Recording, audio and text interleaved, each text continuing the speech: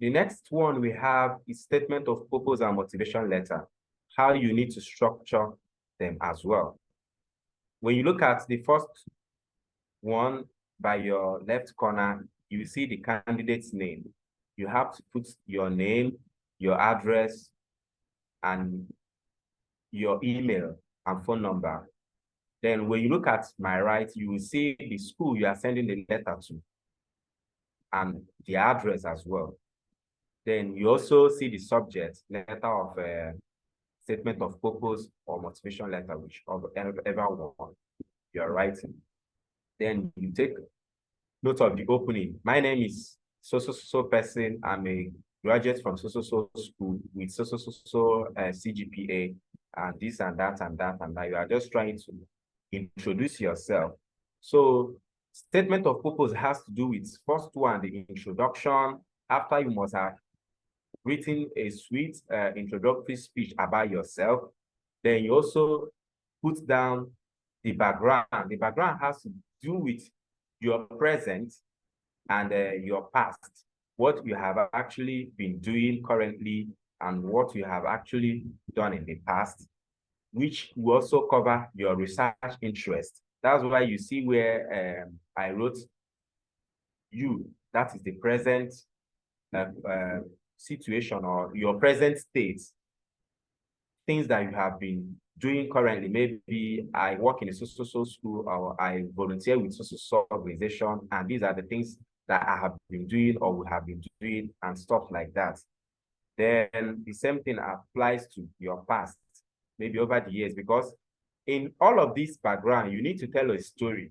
That's why it's always good to come up with something interesting to tell them, to convince them. Maybe 2 years ago, so thing happened and this and that actually made me to, develop interest in this particular field of course. Then also in that background, you also need to put your research interest, why you have interest to study that course. So it's very, very important. Then your future has to do with your goals and aspiration, what you intend to achieve after you are done studying or after you are done with the program. So these are some of the things we need to take note of while we are developing our statement of purpose. Then the next one is your closing statement, that you'll be glad if you're being given the opportunity, blah, blah, blah, and stuff like that. Then your signature. So if we have this thing at the back of our mind, believe me, you can use the same format to write to thousands of schools without being afraid of who the letter is being sent to.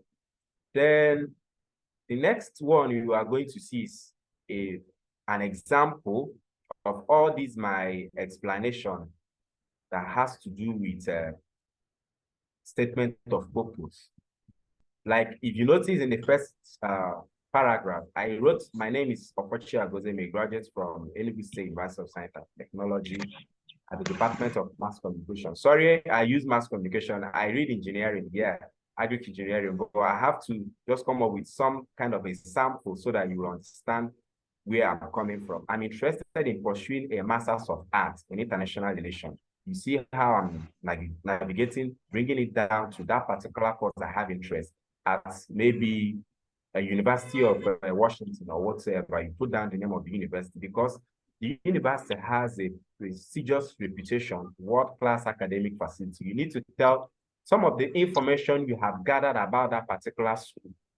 Because before you apply in any institution, you need to read about that particular school. You need to know the location, what made them stand out, even though their great performance in other institutions, they are being ranked together with. This will actually give you an edge to tell them that you are not just applying in that school, but you know more and you have gotten some information, detailed information about that school. Then the second paragraph said, during my undergraduate studies, then I'm trying to tell them how I was able to carry out some research work during my undergraduate study. I carried out a research project on the role of the media in campaign for women's rights.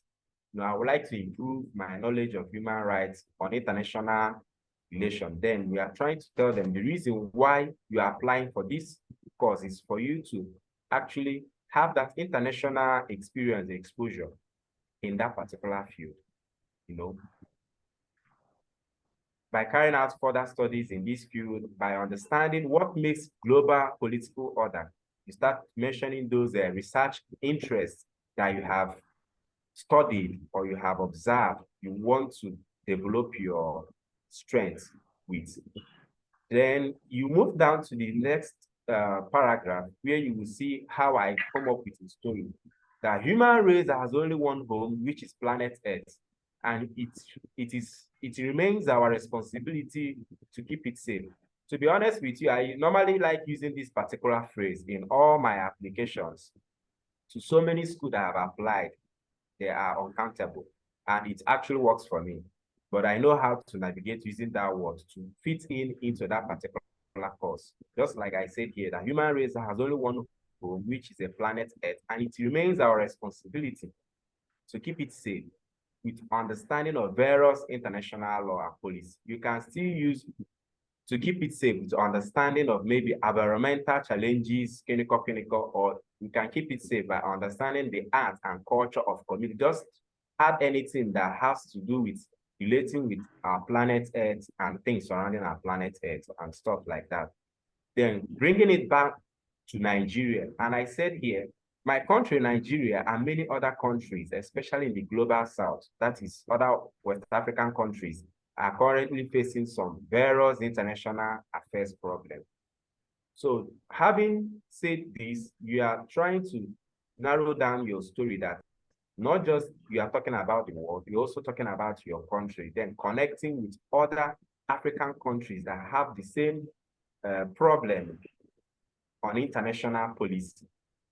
So you are giving yourself that,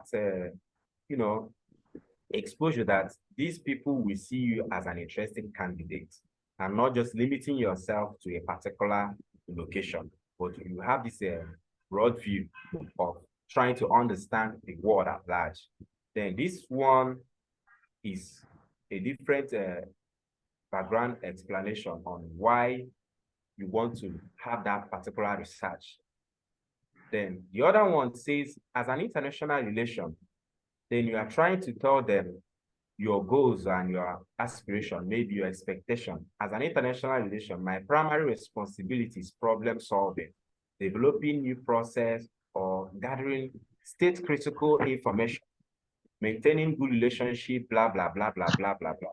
Then if you read this particular data I developed, you will see also in that same last paragraph, I said here, I would like to use the expertise and skills I have acquired from this master's study to upgrade, take part in communication of critical analysis. Then you are trying to let them know that once you have acquired these master's studies or program or knowledge, that you are not just going to fold your hands, but rather you have to take part in decision making, critical analysis, just like some people will have, they say, we can call them a political analyst. You can also be a political analyst, yes. Talk about political ideas.